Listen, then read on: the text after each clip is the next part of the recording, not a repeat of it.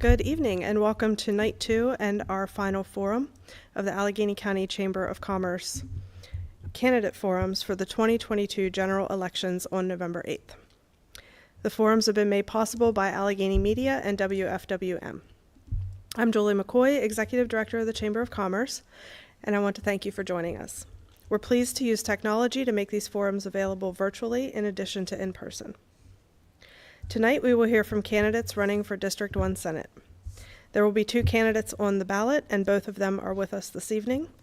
We have Mike Dreisbach and Mike McKay. All candidates will be given the same questions and have the same amount of time to answer each one. We will provide a 20-second notice as time is expiring, and we will alternate which candidate answers first.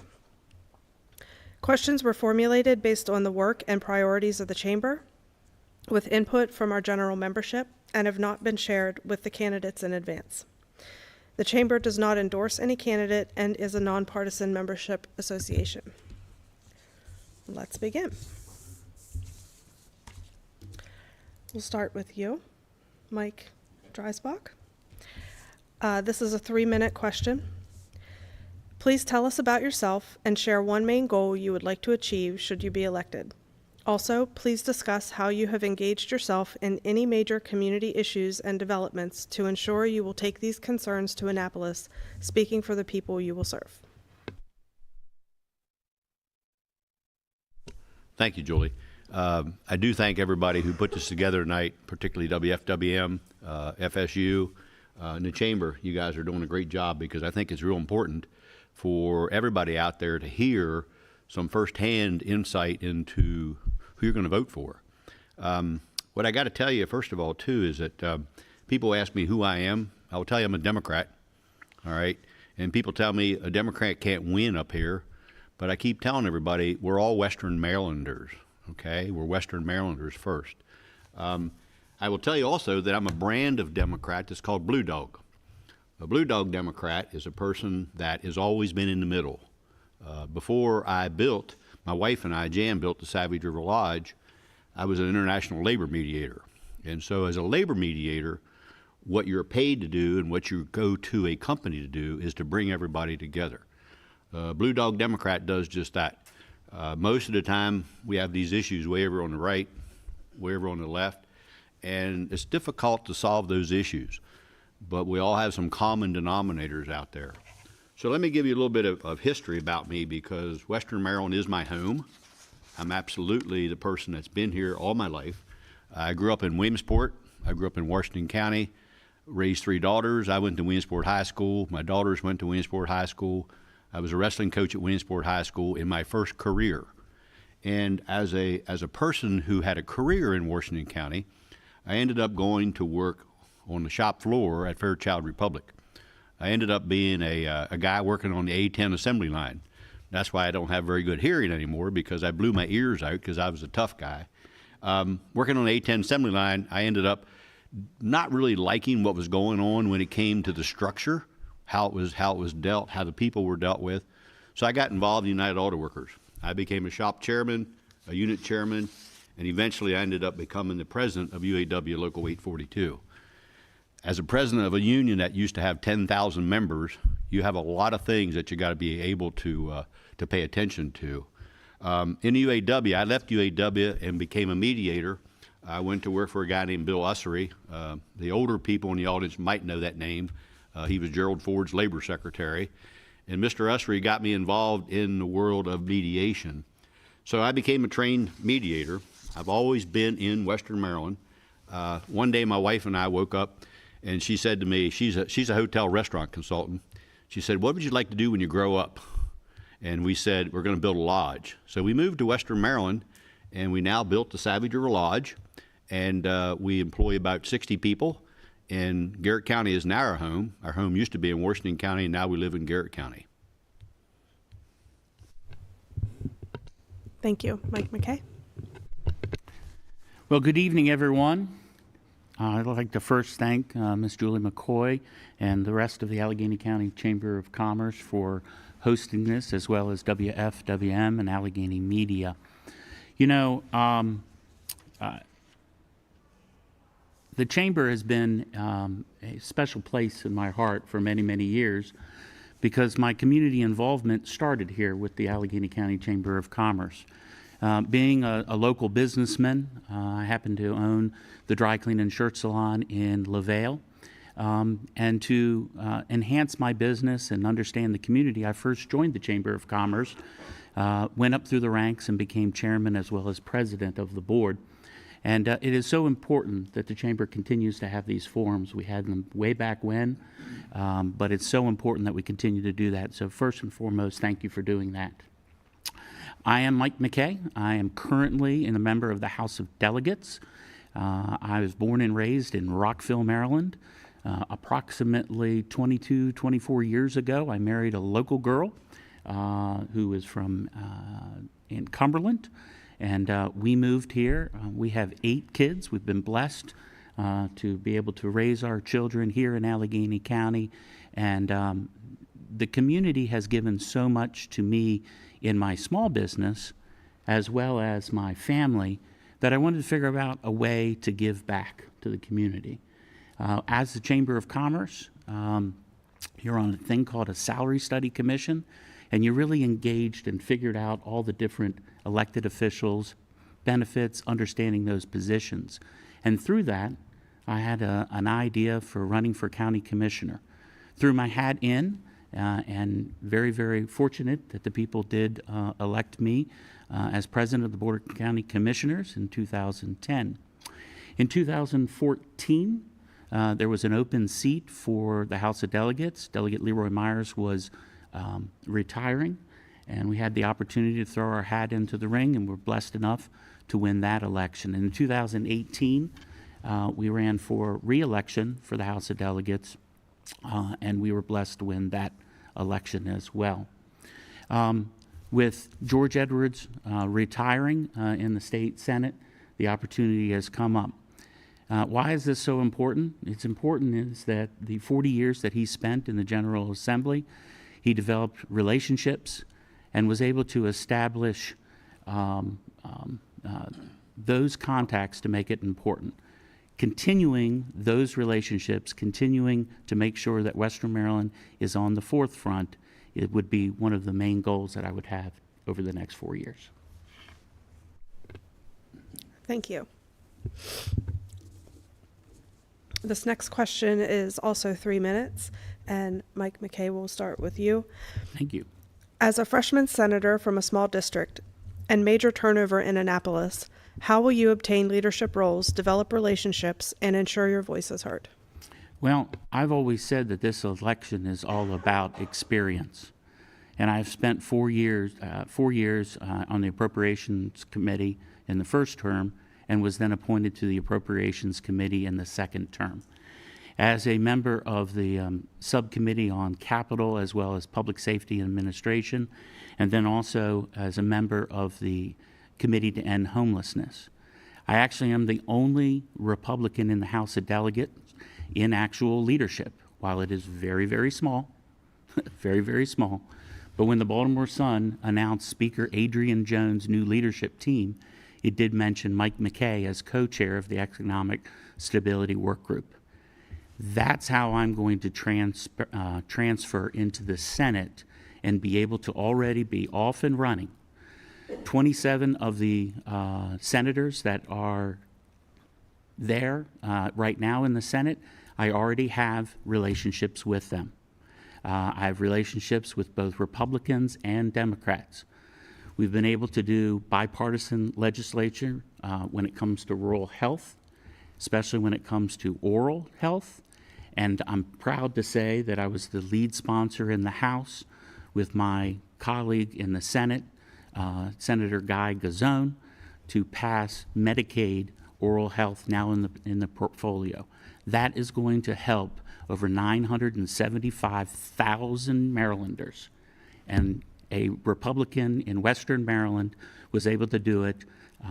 I may not be the leader. I kind of say that I'm the eye candy of the team, but it's together that we're able to make these relationships work. And I plan to duplicate that if I am lucky enough to receive your vote here very shortly. Thank you.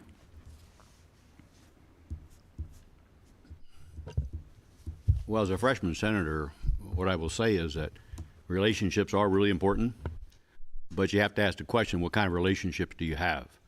Because if you look at what George Edwards has done for Western Maryland, he had a great relationship. And he was able to reach across the aisle. He knew that he was the single lone basic Republican that was trying to get something done. And his credibility will not be, nobody's going to duplicate that. I don't care who goes down there at this point, because Senator Edwards was a real, I'll call him a blue dog Republican.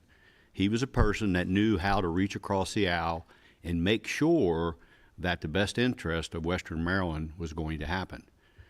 When someone tells you that they're going to go down to Annapolis and get appointments and assignments, well, good luck. The Democrats down Annapolis make sure that those appointments go to the right people. And so that whether you're on this committee or that committee, when you go to Annapolis, you're at the grace of them. And the Democrats down there are going to pick the right people to represent what their interests are and what our interests are up here in Western Maryland. So it's going to be really important to make sure that you send somebody to Annapolis that does understand that relationship between that Democratic group down there. We'll get what's coming to us, and I'll absolutely make sure that my voice will be heard, because I am one of them, but I'm not one of them. And I've learned a lot from George, and I will say George is a friend because of our relationship where we live in Grantsville and Frostburg.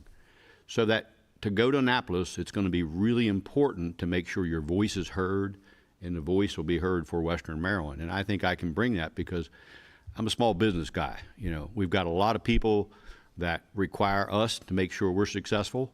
We've got a lot of payroll to put out, and there are a lot of things that happen in Annapolis that I don't agree with, period. Whether it's Republican or Democrat, I think it's time for us to look at that relationship and how we build a relationship for Western Maryland.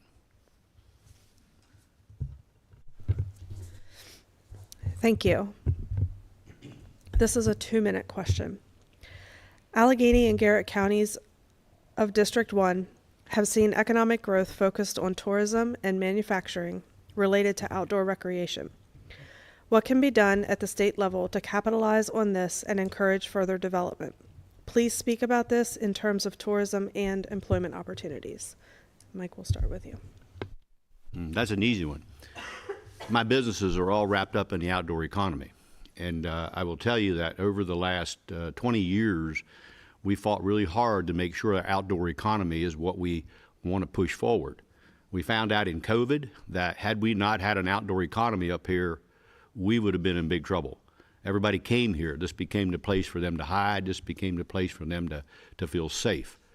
So for me, the outdoor tourism world is utmost number one, and our businesses rely heavily on tourism.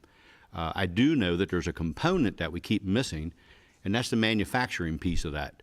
There are a lot of outdoor opportunities. For example, my son-in-law works for Burton Snowboards in Burlington, Vermont. And Andy's an old Frostburg kid. He graduated from Mountain Ridge. And it's just one example of what we've got to do in Western Maryland as we capitalize on our outdoor economy and that recreation, so that we're missing the chances to bring some of that tourism dollars and manufacturing dollars, which creates great jobs for people who want to live and breathe and work in a place that we enjoy. You know, this is my home. I'm not going anywhere. And absolutely, this is what we got to focus on, at outdoor recreation.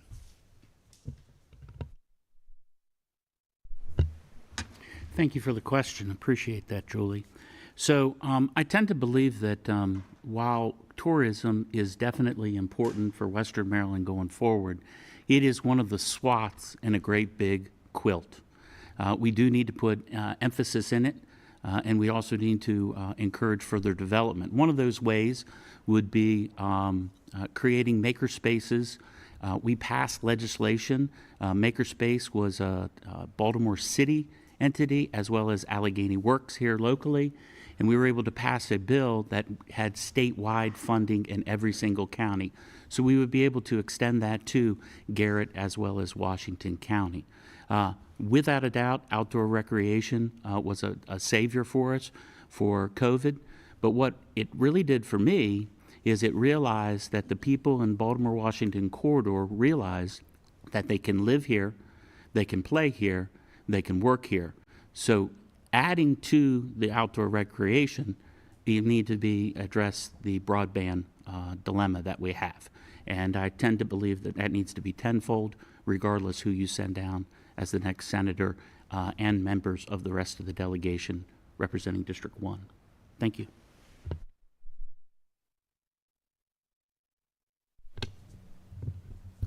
Thank you. Question number 4.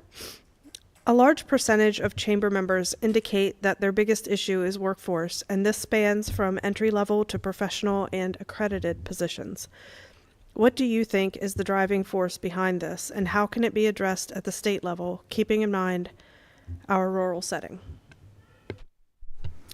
Well, you know, as a county commissioner, we really looked at an unnecessary report where we were actually ranked 22nd in higher education, whether it be 2 years or 4 years or accreditation.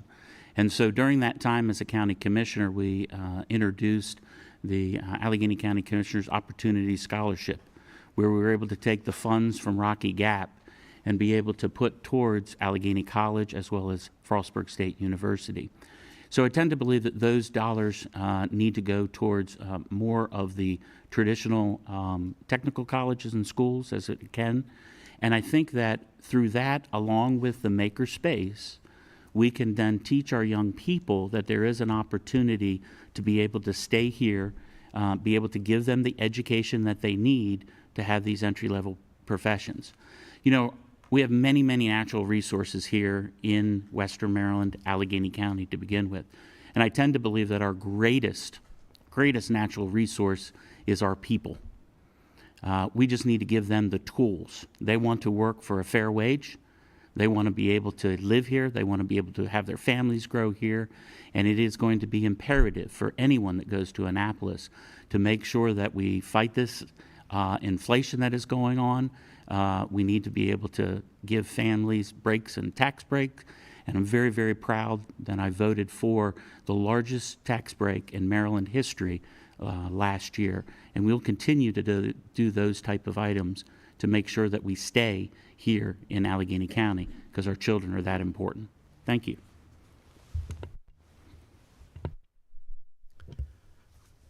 It's a good thing because all of us chamber members really we're the small business people out there. And what we see is that workforce, the workforce needs a lot of help. The workforce needs a lot of help. And a lot of times when people start talking about entry-level professional trade things, I keep asking, well, what's keeping our people from going and doing things? We really got to get to the point where we start to address child care issues, all the addiction issues that are out there, simple workforce housing, and we start to look at some of those things. And then what we really got to do is back up a second and say, what are our people missing? And they're missing simple things like skilled trades. You know, as a small business person, I had plumbers at the lodge today, and we're paying $75 an hour for a plumber. And there's nothing wrong with that because they're highly skilled people. And those kinds of things that we need to be looking at, and they get accredited. Skilled trades guys have great systems where they can teach young people coming out of the school system. And also what happens for me is that I see a lot of these young people leaving. They'll leave Allegheny, Garrett County because there's nothing here for them to do. Maybe we haven't prepared them for the things that are out there, and we got to start to focus. So as a chamber looks at these kind of things, I really encourage the chamber to keep looking at what is in the way of our people out there, our workforce, and how can we help our workforce out there, because we do have a lot of chances. And we take that and roll it down to Annapolis. Annapolis isn't doing enough. They're not doing enough to help us with our skilled trades issues, and we can do many more things. Thank you. I am going to ask one more question that was planned, and then I have an additional one before we move on to the next. With several high-profile issues scheduled to be discussed in the General Assembly this session, specifically the Second Amendment and abortion, What will be your approach to ensure you are speaking for your constituents, keeping in mind that Western Maryland often has different priorities from most of the state?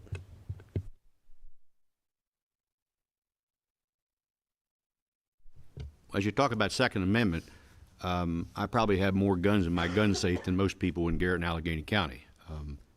I've been a hunter for 60 years. You know, I kill deer, elk, and turkeys, and I rely on the ability for me to own a rifle and own a gun. I will say that, you know, I don't need an AR-15, excuse me, to go hunting deer. But I absolutely believe in the Second Amendment that we have the ability to protect ourselves against militias. And I'll stand real strong on that one. When it comes to abortion, you asked that question, and we'll get to the thrust of it. I think that that's something that I'm glad I never had to do. My wife never had to do that. And I honestly believe that the state has no business telling any person what they're going to do with their public health. And I'm glad that I haven't had to make the decision. That decision needs to be about that person's spouse or that person's partner, and it needs to be between them, their religious beliefs, their doctor, and their family. And I absolutely don't think the state has any business being in the middle of that, and I will make sure that we try to protect that right up here in Western Maryland. There are a lot of people in Western Maryland believe just like I do. It's almost like it's a silent majority. And when it comes to gun ownership, you know, I've got a bazillion people up here that think exactly like I do when it comes to gun ownership. And I will fight hard because I'm getting ready to go bear hunting here next week. So guess what? I'm hoping to get me a bear, and I like that. I mean, that's the kind of person I am. I'm a sportsman and an outdoorsman. Julie, thank you for the question. Specifically, Second Amendment, I am endorsed by the NRA in this election, have been endorsed in 2014 and 2018 by the NRA. Our votes are judged, and we have been a strong advocate to make sure that your Second Amendment rights are not trampled on in Annapolis. As for abortion, that issue was settled in 1992 in the state of Maryland. It was put on the ballot. It won by a margin of 2-1. As a senator, I don't have any plans of entering any kind of legislation limiting that, because we've had that conversation and it's over. I will tell you that I am pro-life, and I will stick to my convictions. But just like many issues, when we have an issue, we go down, we articulate what our people in Western Maryland are saying. We do our best, we put our vote up, and the issue is settled, and we move on to the next thing. That's why it's so important you need to send somebody down who's willing to work across the party lines and be able to get both Republicans and Democrats on whatever bill. And I go back to oral health. As a member of the Appropriations back in 2016, we were able to get all 26 members of the Appropriations Committee, that's Republicans and Democrats, to get a bill that was passed. And so with that, I think that's the way we do it, making sure that your voice is heard, regardless of how I personally feel. But thank you. Thank you. A question that we did not submit previously that has come up since you've both mentioned it is our challenges related to broadband. There are goals that were noted by Governor Hogan, and considering our geographic terrain, there may be a possibility that we cannot reach those goals. Do you consider the internet access? Do you consider that internet access is a necessity at the primary? Mike, you mentioned, yes, it absolutely is. It's a vital necessity in our community. But how will you push for that access at the state level to ensure the citizens in the parts of our community that currently do not have access are shown technology equity? I think it's me. Thank you. Absolutely. That's what I started off with about broadband. There is broadband in our county. There are opportunities. There's multiple kinds. However, the problem is it's not affordable. And technology is changing. At a different forum, Mr. Dreisbach brought up a perfect example that is going to change the whole broadband world, and that is satellites and what's going to be launched off. And so he was right. But what we need to be able to do is we're going to have an adult conversation in our community. And that adult conversation is this: we believe in water, we believe in sewer, we believe in roads, we believe in bridges.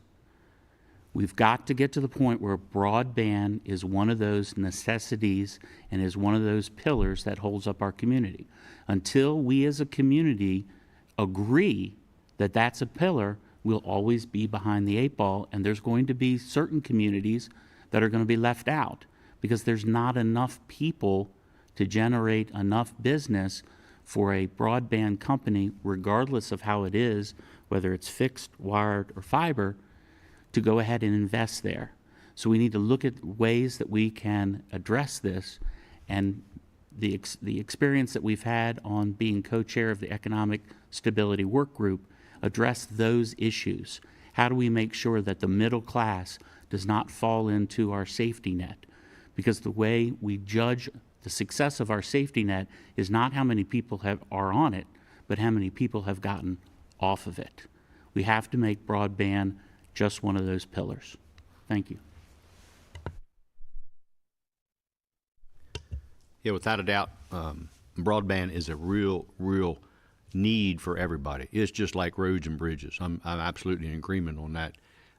I think that in Western Maryland, with the help of our U.S. senators, with the U.S. congressmen, we have really made big strides. And I do know that in the counties, they've used that money very well. There are a lot of things that we can't do, but there are some things that the state needs to help us with. For example, if you're a small business in the third world country of Garrett County, that's what I call it all the time because we have really bad, spotty internet service and cell phone service. A lot of times businesses are forced to do their own thing. I'll give you an example. At our lodge, we had to put up a 125-foot tower to get into the white space so that we could run our business without losing our business, basically. There's got to be a way for the state to help subsidize those special needs for businesses and then be able to use that business tower to go back and help the other people within the community. I think probably in about 2 years, 3 years, Elon Musk is going to bail us all out. Already, Starlink's coming into our section. There are a couple places that now have Starlink. In 2023, it's going to become bigger. It's going to be opened up to just about everybody. But then I think that the ability to hook up to that is going to have to be the responsibility of the government, the state of Maryland in this case, and the federal government, to come up with some help to buy the equipment to make that hookup. Then it becomes affordable. I know that in COVID, we would have died on the vine had we not had internet accessibility, because all those people were coming to get away. They came here to recreate, to work off-site, to do remote working, and we were forced as a business to do it, and we stayed alive. But it was a very expensive operation. And it's no different with our kids having to stay home if we ever went through that again, because now we expect our kids to work remotely, and they don't have access. So mom and dad have to drive them to the parking lot at McDonald's or someplace in LaVale, and then that's a real inconvenience. So without a doubt, it's an infrastructure issue, one that we need to focus a little more attention on, but we have made a lot of progress. And so that I know, for example, Governor Hogan will be, next week, he'll be at the ARC conference in Rocky Gap, and ARC has a tremendous amount of money to help Appalachian counties like us, and we are an Appalachian county. So we got to take advantage of that, and we got to be able to look for those resources. Thank you. This is a 3-minute question. Last year, Western Maryland saw a big win with the passing of legislation now called the Senator George C. Edwards Fund, which is investing millions into economic growth. Thinking forward, what is next and can be identified to work toward a new goal to ensure we continue our momentum? Well, I tell you, what is next is that we've got to be able to have a proven track record with the blessing that we have been afforded in the Maryland General Assembly this past years. It is so imperative that the committee that is going to be formed, that is going to apply their policies and procedures and approve these projects, we've got to make sure that these projects actually are job-driven, that they are infrastructure-driven, and that they are making the case of why people need to invest in the future. This fund will expire. And so while we would have a good track record, what the next senator and the rest of the delegation needs to make sure that Western Maryland is giving good reports on what we're doing with the taxpayer dollars to show that this is actually something that Maryland should do in the future for other rural counties as well, but of course to re-engage and get the $50 million to be reallocated in 3 years from now. That's number one. Accountability, accountability, accountability. That's how we can make sure that we're continuing the momentum of the George C. Edwards Economic Western Maryland Fund. Thank you. Yeah, thank goodness. The George Edwards Fund will put a lot of money into our infrastructure, into the special programs we have around here.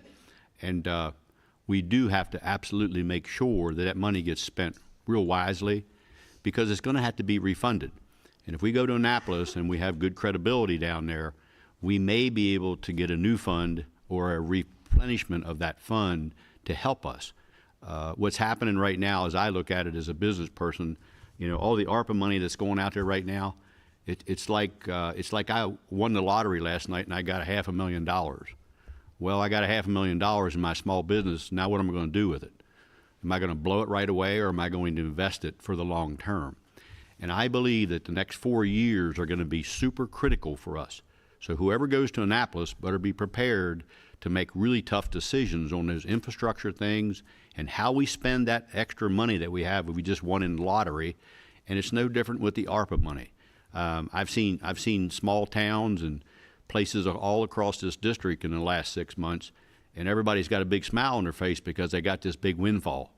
What happens after the 4 years and it's all going?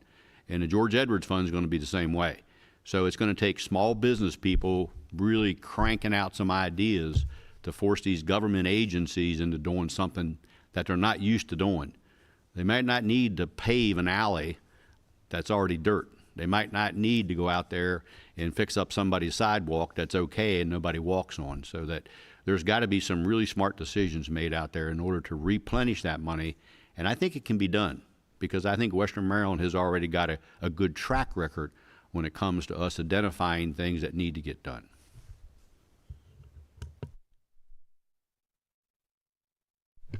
I have one more question that was not previously planned before our closing remarks. In the County Commissioner Forum we just held, we asked a question regarding incentives in bringing people here to live while they telework from another company, financial incentives specifically. Do you have thoughts or opinions on that process to entice people to come live here? So I tend to believe we need to play the long game when we are trying to attract people to come. We have a housing problem in that we don't have a lot of new housing. But what we need to be able to do is work with our county commissioners and our municipalities and figure out a way to be able to give somebody a 3 or a 5 year break on their taxes. And so if we can get them to come here, invest in the actual community, and then we'll sticker shock them with the taxes. But no, in all honesty, the way we do that is we take these struggling families, we give them the opportunity to know what we know by living here, all the benefits. But I tend to believe it needs to be in some form of a tax credit when it comes to our municipal and county taxes. Thank you.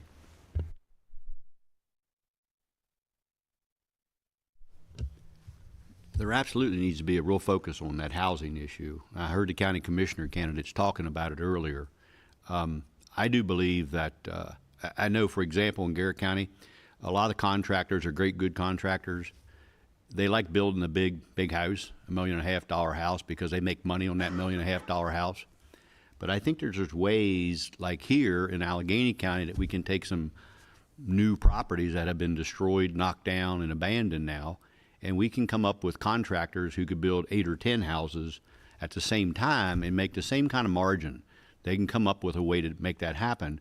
But I think the government has to step up to the plate just for a period of time to come up with infrastructure, to come up with ways to incentivize those contractors and do some simple things like, why don't we, every time we build a new house in Allegany County, put a solar system on it? If we put a solar system on it, and now you're going to find out that those people can afford to live in that particular house. So I think it's got to be one of those things that we move up in the front. It's just like internet. It's an infrastructure thing that we need to be focused more attention on, and we can do it. But a lot of times I think that our political leaders or our long-term politicians, they get stuck in their own box, and they forget about there are other ways to do things. And that's what we got to get out of. We've got to get out of that box of being a politician who just does the same thing over and over and over again because it might be safe. Thank you. And we are at closing remarks. We'll give each of you 3 minutes, and we will start with Mike Dreisbach.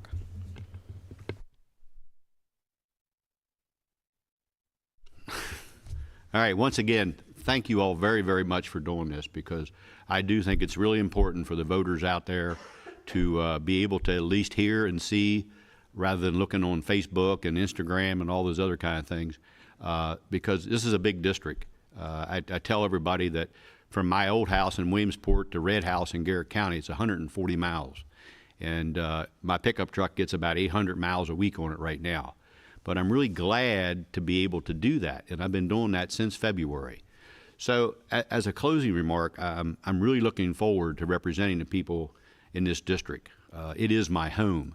It always has been my home, and I have no sense, and I do not want to go anyplace else. I will tell you that within 4 weeks, we're going to send a new senator to Annapolis. I also will say that without a doubt, we're going to have a new governor. We're going to have a new attorney general. We're going to have a new lieutenant governor, and the whole state's going to change really radically. So what we got to be prepared for up here is to make sure that we send that right person down there. And that right person may not be the person that's always been in the political arena. I've always believed that what we got to do is get back to some of the original constitutional things. You're supposed to go work for the government for a short period of time, take your talents there, make your difference, and go back home and go to business. And what we have happening in this country all across the board, we have too many professional politicians. I don't need a career. I've already had 2 careers. I don't need the medical benefits. I don't need the health care systems. I don't need a job. I came out to do this very simply because I still got enough life left in me, and I'm still frustrated with the way the government runs. So that what I hope is that the people out there in this district really are ready to send somebody else to Annapolis other than the professional politician. And I really look forward to representing everybody out there, but I will tell you right off the bat, I will have an opinion, but I do not know all the answers. And if somebody tells you they know all the answers out there, they're not telling you the truth. So I'm looking forward to it. I still got 4 more weeks. We're still busting our butt to reach as many people as we can. And I wish that everybody out there would at least give me a good chance. Give me 4 years. If you don't like me, get rid of me, okay? But I think you'll be very pleased as a business person that's ready to go to Annapolis and represent Western Maryland. Well, thank you, Julie, the Chamber, WFWM, Allegany Media. Thank you very much for this opportunity, and thank you who have come to listen to what we have to say.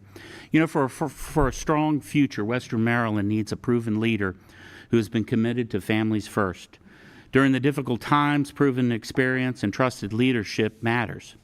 My record of accomplishments include passing the largest tax cut in Maryland history, bringing over $900 million in tax dollars back to Allegany County, Garrett, and Washington counties in the form of many things such as broadband expansion and grant money for many towns in the district. I am committed to cutting taxes and making sure that teachers in the classroom have the resources that they need to be able to educate our students. As a husband and a father of 8, I want my children to remain in the area as adults And that's why I work every day to help entrepreneurs and small business owners grow and strengthen their companies. I will continue to fight for burdensome regulations that have resulted in so much paperwork for small business owners, doing nothing to help them to start and expand their businesses. I have a proven track record of delivering to my commitments to Western Maryland. Again, my focus will be helping struggling families to urge the financial burdens of their tax burden, removing those barriers to small businesses so that they'll be able to grow and expand. I'm a big supporter of the first responder system, as well as advocating for students, parents, and teachers. I tend to believe measurable success matters. Experience matters. And I would respectfully ask for your vote here in a couple short weeks. Thank you. Thank you. Thank you for joining us. I'd like to share my gratitude with Ryan Brenneman with Allegany Media, to Chuck Dickin at WFWM for their partnership as we have gone through these forums for the 2022 elections. And thank you for bearing with me. The Chamber certainly could not do all that we do without the expertise of all of these talented people. I'd also like to thank the LaVale Library for hosting us the past 2 evenings. And of course, thank you to our candidates for joining us, and we wish you all luck. As a reminder, early voting begins Thursday, October 27th, and will run through Thursday, November 3rd. Election day is Tuesday, November 8th, and you must vote at your assigned polling place. You can find all of this information at elections.maryland.gov. The Allegany County Chamber of Commerce encourages everyone to vote and to make informed decisions. As a reminder, WFWM will be airing this forum on Tuesday, November 1st at 6 p.m. And our other forums can be heard on Monday, October 24th, Tuesday, October 25th, and Monday, October 31st, all at 6 p.m. Thank you and good night.